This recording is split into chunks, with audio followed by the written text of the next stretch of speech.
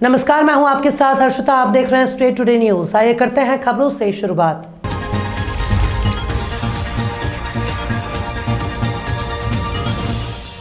मुख्यमंत्री शिवराज सिंह चौहान के सख्त निर्देश के बाद पुलिस द्वारा चलाए जा रहे नशा विरोधी अभियान में पुलिस लगातार कार्यवाही कर रही है। अवैध शराब ठिकानों पर और ढाबों पर छापामारी करते हुए 2 बनाए प्रकरण। इन मामलों में 600 लीटर अवैध लाहन जब्त कर नष्ट की गई है। एसपी विकास कुमार सहवाग और अतिरिक्त पुलिस अधीक्षक अमृत मीणा के आदेश पर नगर अब्दुल्लागंज पुलिस एक तरफ नशा विरोधी अभियान चलाने के लिए कार्रवाई कर रही है, वहीं दूसरी तरफ नगर और ग्रामीणों के बीच जन जागरूकता के कार्यक्रम भी आयोजित किए जा रहे हैं। जुआ खेलने वाले और अवैध शराब बेचने वालों पर कार्रवाई करने में इनकी रही अहम भूमिका। SDOP Malkit Singh, TI Sandeep Chaurasia, SI Sabir Mansuri, Kunj Bihari Sharma, Sanjay Sunil, Yamuna Tiwari, Makhan Uike, Dhanraj Yadav, Balwan Siyaram, बिंदु प्रसाद आदि उपस्थित रहे। प्रदेश के एकमात्र हिल स्टेशन पचमढ़ी में एक बार फिर तापमान की गिरावट। 7 डिग्री सेल्सियस न्यूनतम तापमान की गिरावट। बुधवार गुरुवार की रात 2 डिग्री सेल्सियस, जिसके चलते मैदानी इलाकों में ओस की बूंदें हुई, बर्फ की परत में तब्दील हुई। पर्यटक ले रहे हैं मजा। बाहर खड़ी गाड़ियां, छत पर बर्फ की परत नजर आई, जिसका असर पूरे नर्मदापुरम जिले में देखने को मिला। खास चर्चा में पता चला कि मौसम की करवट हुई है। ठंडक फसलों के लिए भी लाभदायक है। स्वच्छता से जहां घर, नगर, गांव, प्रदेश और देश विश्व में नाम करेगा, इसी उद्देश्य को लेकर मैंने ये स्वच्छता अभियान चलाया है। मैं सिर्फ स्वच्छता के लिए प्रदेश और देश का भ्रमण कर रहा हूं। मुझे जहां गंदगी लगती है वहां मैं झाड़ू लगाकर स्वच्छता का संदेश दे रहा हूं। आज रामपुरा नगर स्वच्छता के लिए जागरूक है। ये प्रेरक बात प्रदेश राजधानी भोपाल से आए 68 वर्षीय सैफुद्दीन भाई शाहजहाँपुर वाले के नगर आगमन पर उपस्थित नागरिकों को कही गई। सैफुद्दीन भाई दोपहर 1 बजे समानजनों और नगर के नागरिकों के साथ स्वच्छता रैली के साथ स्थानीय लालबाग पहुंचे और स्वच्छता का संदेश देते हुए नगर के नागरिकों को जागरूक किया गया। सैफुद्दीन भाई 500 से अधिक नगर, गांवों और शहरों का भ्रमण कर चुके हैं और जहां भी गंदगी दिखती है वहीं झाड़ू लगाकर स्वच्छता का संदेश दे रहे हैं। वो एक स्कूटर पर तिरंगा लहराते हुए और स्वच्छता अभियान की ड्रेस पहने हुए यात्रा कर रहे हैं। इस जागरूकता अभियान में नगर परिषद रामपुरा द्वारा उनका सम्मान किया गया। उक्त अवसर पर बोहरा समाज के आमिल साहब, शेख मुस्तफ़ा भाई चेचट वाले, डॉक्टर कायद जौहर मुस्तफ़ा मादे सहित बोहरा समाज के वरिष्ठ जन, मोहम्मदिया हाई स्कूल के छात्र छात्रगण, नगर परिषद के कर्मचारीगण, अधिकारीगण और नगर के नागरिकगण उपस्थित रहे। सैफुद्दीन शाहजहाँपुर वाला।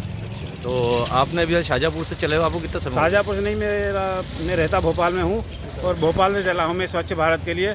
तो मैं भोपाल चला था तो उज्जैन, रतलाम, नीमच, मंदसौर, जावरा और जो रास्ते में गांव, शहर, छोटे बड़े पड़े सब जगह स्वच्छता संदेश देते हुए, सिर्फ संदेश नहीं देता हूँ, आपने देख लिया, मैं झाड़ू लगाता हूँ, कचरा उठाता हूँ, कचरा उठा के डस्टबिन में डाल के आता हूँ, लोगों को समझाता हूँ कि भाई सबको शहर को साफ़ रखने की जिम्मेदारी सभी की है। मैं पिछले 8 साल से इस काम को कर रहा हूँ। अभी तक कम से कम 400 से ज़्यादा गांव घूम चुका हूँ, लेकिन अब गिनती करना छोड़ दिया मैंने। जब बड़े शहरों में अगर गिना जाए तो अहमदाबाद, मुंबई, दिल्ली, हैदराबाद और रायपुर, जबलपुर, इंदौर, उज्जैन, बहुत से शहर। अब तो नाम लिखना मैंने बंद कर दिया क्योंकि मेरे को एक रिकॉर्ड नहीं बनाना, मेरे को पूरे हिंदुस्तान में घूम कर धरती माता को स्वच्छ बनाना है और सभी को सहयोग करना है, सभी को सहयोग देना पड़ेगा। मुझे पूरा भरोसा है जो मोदी जी ने स्वच्छ भारत शुरू किया है, इसका असर कहीं कहीं कुछ तो देखने को मिल रहा है, लेकिन आगे भी हो सकता है 10-20 साल में हमारा देश स्वच्छ बनेगा। जिसे कहते हैं दुनिया में 7 अजूबे हैं, जिस दिन हमारा देश स्वच्छ बनेगा वो हिंदुस्तान का दुनिया का 8वां अजूबा हो जाएगा। वंदे मातरम, जय हिंद। और ये स्वच्छता अभियान का जो सिलसिला है ये कब तक चलाएंगे आप? ये सर जब तक मैं ये तो कर रहा हूँ, जैसे मैं आपको मज़हब से मत तोलना, वैसे हर मज़हब में सफाई ज़रूरी है। और हमारे सैयदना साहब जो बुरहानी साहब एक्सपायर हो गए, वो आज से 55 साल पहले कहते थे घर और मस्जिद के साथ साथ हमको शहर को साफ़ रखना जिम्मेदारी है। और अभी जो हमारे सैयदना साहब मुफद्दल सिर्फ साहब, वो भी हर प्रवचन में कहते हैं शहर को साफ़ रखना ज़रूरी है और हर मज़हब को साफ़ रखना ज़रूरी है। लेकिन मुझे जब तक मौत नहीं आएगी और जब तक मुझे ऊपर वाला ताकत देगा, सैयदना साहब के ऐसे लोगों की दुआ से मुझे बहुत ताकत मिल रही, मैं सफाई करता रहूँगा। अगर झाड़ू लगाते हैं मुझे मौत आएगी तो अपने आप को किस्मत वाला समझूंगा। वंदे मातरम, जय हिंद।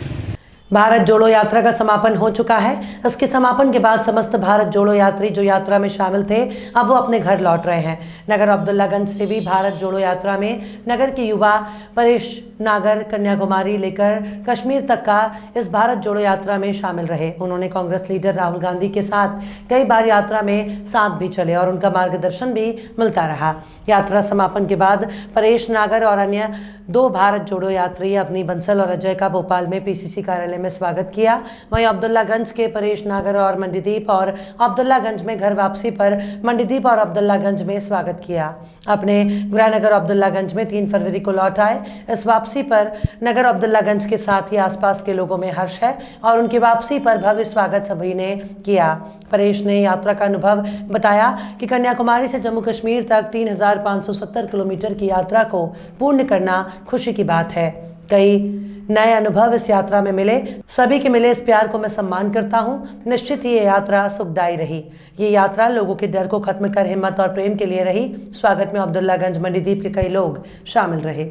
श्री नीलकंठेश्वर शासकीय स्नातकोत्तर महाविद्यालय मध्य प्रदेश के बायोटेक्नोलॉजी विभाग द्वारा विश्व बैंक परियोजना के अंतर्गत 30 विद्यार्थियों का एक दल शैक्षणिक भ्रमण पर 3 दिवसों 1 फरवरी 2023 से 3 फरवरी 2023 तक National Centre for Biological Sciences field station Pachmarhi में doctor Savita chief officer in charge के मार्गदर्शन में जैव आवड़िक रिसर्च प्रयोगशाला और पचमढ़ी में स्थित विभिन्न प्रकार के संकटापन्न प्रजातियों का अध्ययन करेंगे।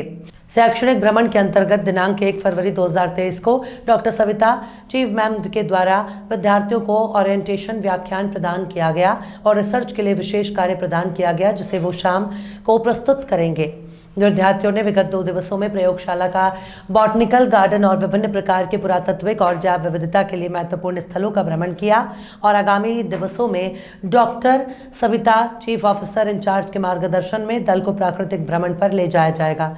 शैक्षणिक भ्रमण दल महाविद्यालय प्राचार्य डॉक्टर मुकेश जैन, बायोटेक्नोलॉजी विभाग अध्यक्ष डॉक्टर अर्चना मोरे और प्रोफेसर प्रवीण कुमार पाटिल के मार्गदर्शन और प्रोफेसर अनुराग प्रजापति, प्रोफेसर नरेंद्र सिंह बघेल और महिला अभिभावक नेहा नाइके के नेतृत्व में NCBS से पचमढ़ी भ्रमण पर है। इस संपूर्ण शैक्षणिक भ्रमण के दौरान धर्मेंद्र सिसोदिया और NCBS से स्टाफ का सराहनीय और महत्वपूर्ण योगदान प्राप्त हो रहा है।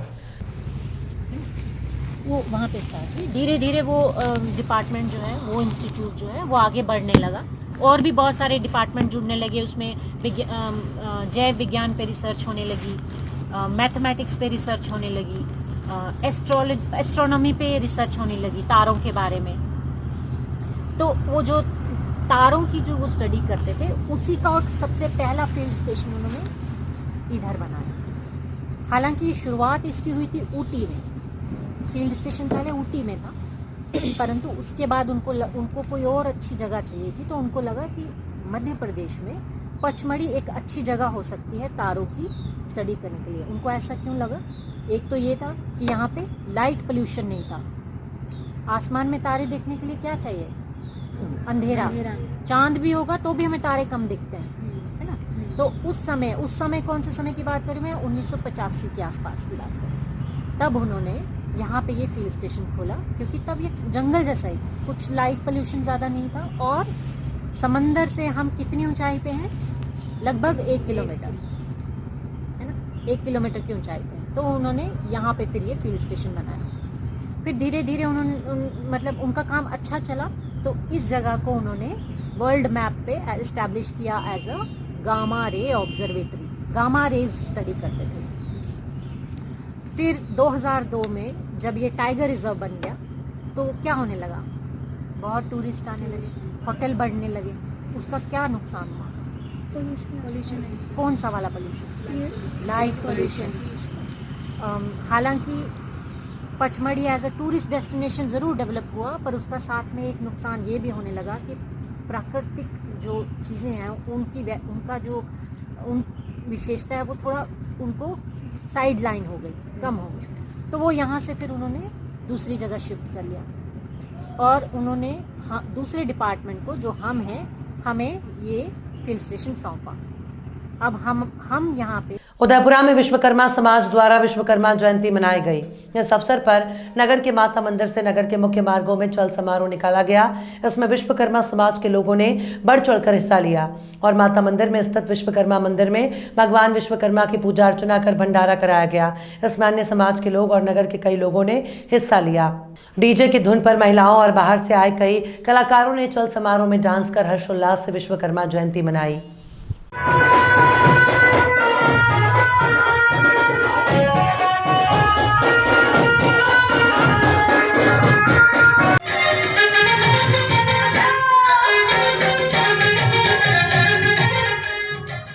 खबरों में फिलहाल इतना ही। और भी खबरों के अपडेट्स के लिए आप देखते रहिए स्टेट टुडे न्यूज़।